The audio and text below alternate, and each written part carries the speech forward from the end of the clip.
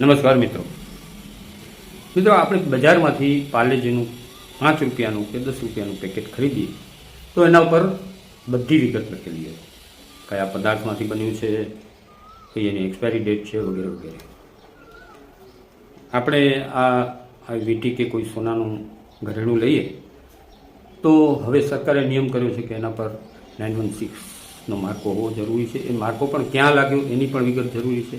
અને સોની વેપારી ભાઈઓ આ કાયદાને ફોલો પણ કરે છે. બજારમાંથી આપણે દવાઓ ખરીદીએ, ટેબ્લેટ કે કોઈ બી, તો એના પર બધી વિગત લખેલી હોય છે. ઠંડા પીણા કે ખાણીપીણીની વસ્તુઓ જો આપણે પેકેટ મંગાવીએ તો એના ઉપર પણ પ્રોડક્શનની વિગત હોય છે, એમાં કયા પદાર્થ વપરાયા છે, એની એક્સપાયરી ડેટ શું છે, વગેરે વગેરે.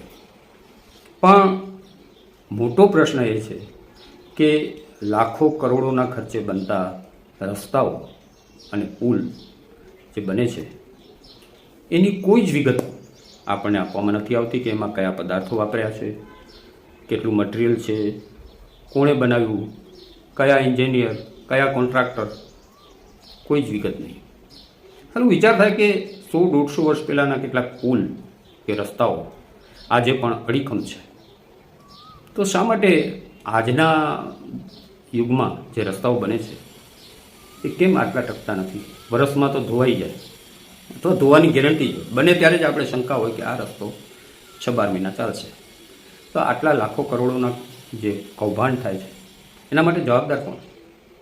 ખરેખર તો જે રસ્તો બનાવે છે એ કોન્ટ્રાક્ટરનું નામ, એન્જિનિયરનું નામ, કયા મંત્રીએ સાઇન કરી, ક્યાં ખરડો પસાર થયો, વગેરે વગેરે વિગતના એક બોર્ડ ત્યાં રોડ ઉપર મૂકવા દઈએ.